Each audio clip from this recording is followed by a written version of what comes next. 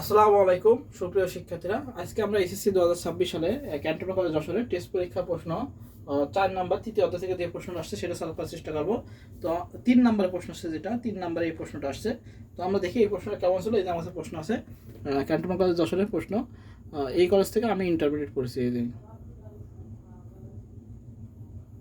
যে ক্যান্টনমেন্ট কলেজের প্রশ্ন, ক্যান্টনমেন্ট কলেজ যশোর 2026 সালের টেস্ট পরীক্ষা তৃতীয় অধ্যায়ের প্রশ্ন যেটা আসছে সেটা। আমরা যাদের কাছে প্রশ্ন নেই, তারা স্ক্রিনশট দিয়ে নিয়ে ওদের কাছে আছে, তাদের কাছে তো আছেই। এবার আমরা প্রশ্নটা সলভ করার চেষ্টা করি। আচ্ছা, প্রথম বলেছে কি কোন অবস্থায় বুলিয়ান স্বতঃসিদ্ধ কি। আচ্ছা, বুলিয়ান স্বতঃসিদ্ধ কি? যোগ আর গুণের ক্ষেত্রে যে নিয়ম কানুন সেটা হলো বুলিয়ান স্বতঃসিদ্ধ। আমরা দেখবো যোগ ও গুণের ক্ষেত্রে ক নাম্বার,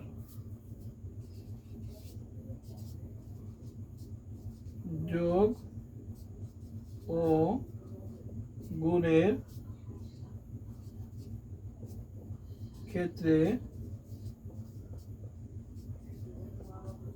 বুলিয়ান আলজেব্রা কি করে? যোগ ও গুণের ক্ষেত্রে বুলিয়ান আলজেব্রা কতগুলো নিয়ম মেনে চলে। হ্যাঁ, বুলিয়ান আলজেব্রা কতগুলো নিয়ম মেনে চলে। এই নিয়মগুলোকে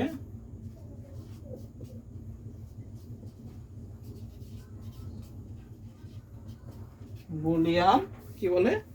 বুলিয়ান স্বতঃসিদ্ধ কি বলে? বুলিয়ান স্বতঃসিদ্ধ বলে।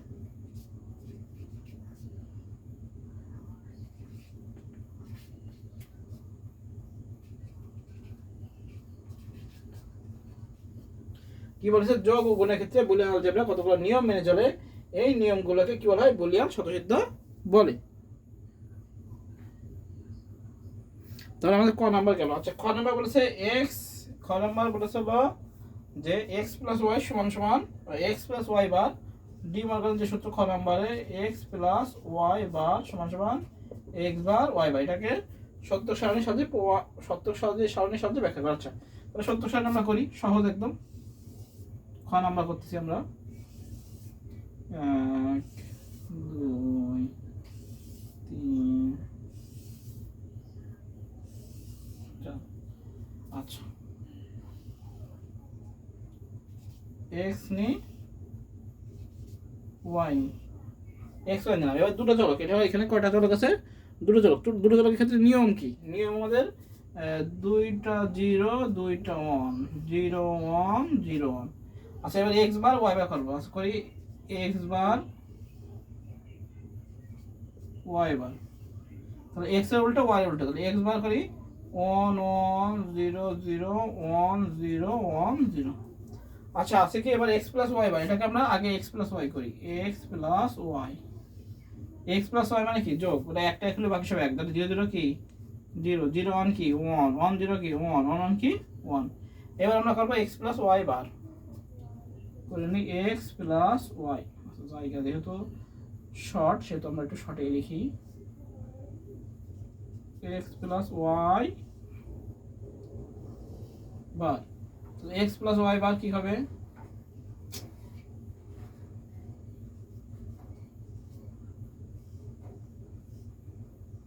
x প্লাস ওয়াই বার, তাহলে x প্লাস ওয়াই এর উল্টো 1 0 0 0। এবার আমরা x বার ওয়াই বার, x বার ওয়াই বার দেখি। তাহলে x বার ওয়াই বার, এই যে আমরা দেখি 1 1 কি, এই দুটো গুণাকার আছে, আমরা x বার ওয়াই বার দেখবো। তাহলে 1 1 কি 1, 1 0 কি 0, 0 1 কি 0, 0 0 তো 0। এই যে আমাদের এটা সূত্র। অতএব আমরা দেখবো, অতএব x প্লাস ওয়াই বার সমান সমান x বার ইনটু ওয়াই বার প্রুভড। এটা আমাদের বলেছে সত্য সারণীর সাহায্যে প্রমাণ করতে।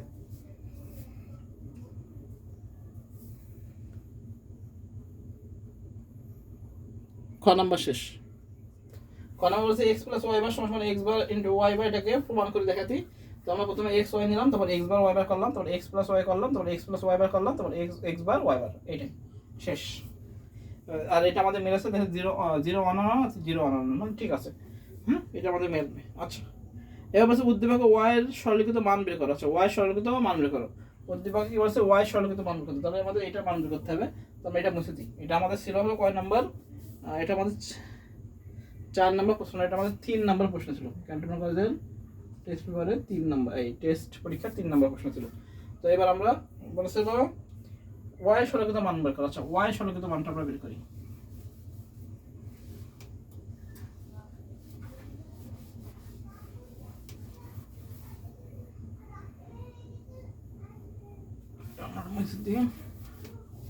আচ্ছা এটা আমরা সরলরেখিত মানটা বের করি। আচ্ছা এখানে আমরা এক এক করে আসি।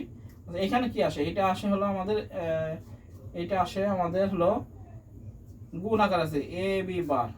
আচ্ছা এটা আছে হলো, এটাও আসে হলো এ প্লাস বি বার 2 নম্বরে। আচ্ছা এ প্লাস বি বার এটা আসে হলো গুণ আকার আছে 3 নাম্বার আছে, তাহলে আসে A B bar into A plus B বার, এটা আসে। আর এটা যোগ আকার আছে, তাহলে এটা দেখি এটা কি আছে, এটা আসে হলো এ বার বি বার, আর এটা যোগ আকারে, তাহলে আমরা ওয়াই সমান কি পাবো দেখি। আর এটাও যোগ, তো ওয়াই সমান পাবো A B bar A plus B বার, এটা গুণ আকারে আছে, যোগ এ বার বি বার, এটা আমরা পাবো।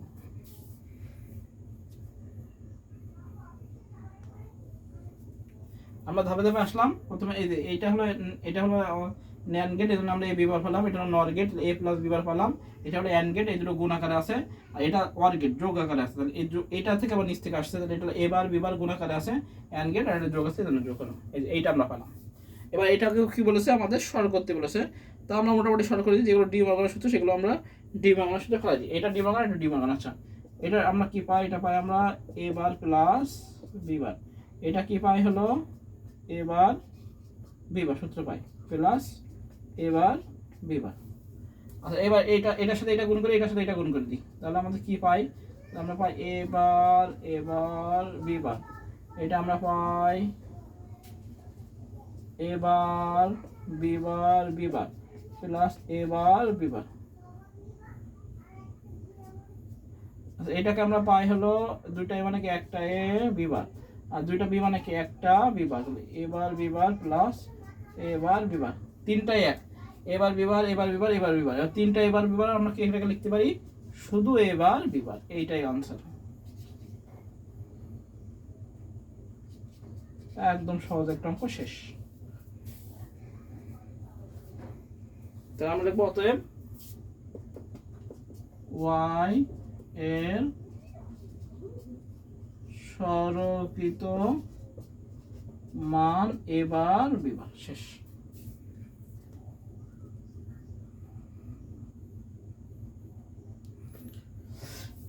আমরা এটা পারলাম, এটা পাইলাম, এটাকে ডিমাগান ফেলে দিলাম এবার প্লাস বিবার, এটাকে আমরা ডিমাগান ফেলে দিলাম এবার বিবার, আর এটা ছিল এখান থেকে আসছে। তো এটাকে এটার সাথে এইটা গুণ, এটার সাথে এটা গুণ। আচ্ছা গুণ করে দিলাম, গুণ করে দিলে শুধু দুইটাই মানে কি একটা এ, দুইটা বি মানে কি একটা বি, তা তিনটা এবার বিবার আসছে, আমরা একটা এবার লিখছি, হয়ে গেল।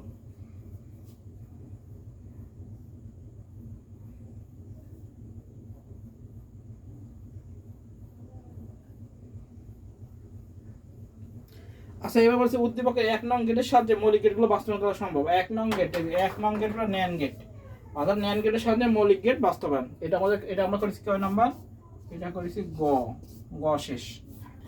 গ নাম্বার কি বলছে, উদ্দীপকের প্রাপ্ত 1 নং গেটের সাহায্যে মৌলিক গেট বাস্তবায়ন করা সম্ভব। একদম সহজ একটা প্রশ্ন আছে। তো এই এক নাম্বার যে গেটটা সেটা কি আমাদের ন্যান্ড গেট, অর্থাৎ ন্যান্ড গেটের সাহায্যে মৌলিক গেট বাস্তবায়ন, এটা আমরা সর্বজনীন গেটে করেছি। তো আমরা লিখবো কি ঘয়, গ হয়ে গেছে।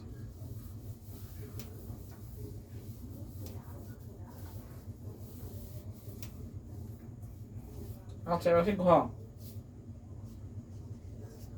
কি বলছে, উদ্দীপকে 1 নং গেট। আচ্ছা উদ্দীপকে প্রাপ্ত 1 নং, উদ্দীপকে প্রাপ্ত, আমরা লিখবো উদ্দীপকে প্রাপ্ত 1 নং গেটটি কি 1 নং গেটটি হলো ন্যান্ড গেট,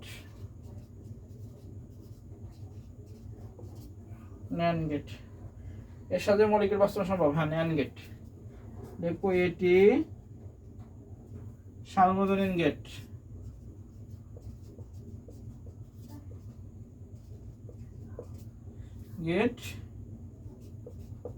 এটি দ্বারা মৌলিক গেট, এটি দ্বারা মৌলিক গেট নিচে বাস্তবায়ন করা হলো, বাস্তবায়ন করে দেখানো হলো।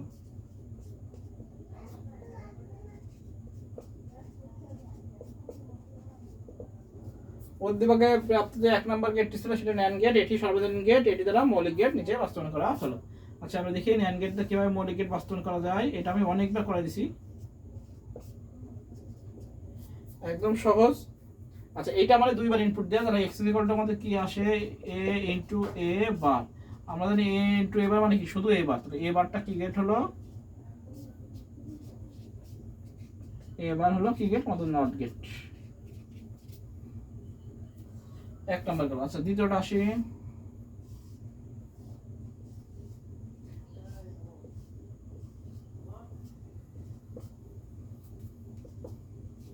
এটা কি আসে, এখানে যদি আমরা এ বি ইনপুট দিই তাহলে এক্স ইকুয়াল কি আসে দেখি, এটা আসে হলো A B bar into A B বার, এটা একই দিন ইনপুট, এটার জন্য কি টোটাল উপর বার। তাহলে এটাকে আমরা লিখতে পারি এ বি ডবল বার। তাহলে এ বি ডবল বার সমান সমান কি আসে, শুধু এ বি। তাহলে এটা কি গেট হলো,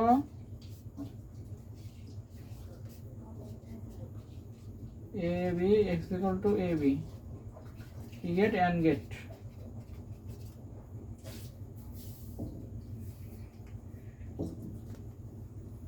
নট গেট আর অ্যান্ড গেট বাস্তবায়ন হয়ে গেল।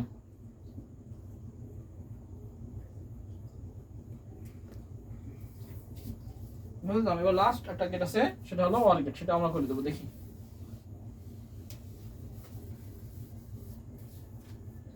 আচ্ছা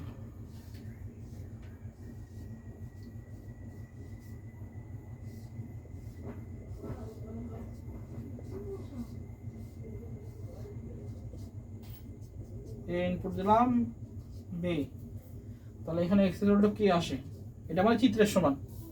হ্যাঁ এবার দেখি এক্স ইকুয়াল টু কি আসে, এখানে লিখি এক্স ইকুয়াল টু, এখানে কি এ ইনটু এ বার, এটা হলো into B into B bar, এটার জন্য কি হলো টোটাল উপরে বার। এবার এটাকে লিখতে পারি আমরা এ বার ইনটু বি বার বার। তাহলে এইটা কি ডিমর্গান সূত্র পড়ে যায়, ডিমর্গান সূত্র কি, এবার বিবার সমান এবার প্লাস বিবার। তাহলে এই বারটা ভেঙে যায় কি ডবল বার উঠে যায়। এটা আমরা লিখে দেবো ডিমর্গান সূত্র অনুসারে পাই, মর্গানের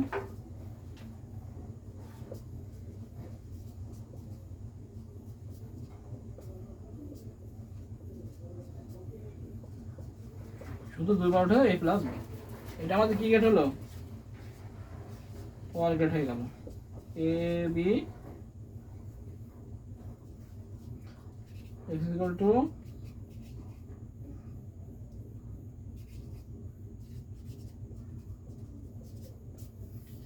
এই হচ্ছে আমাদের খ নাম্বার উত্তর।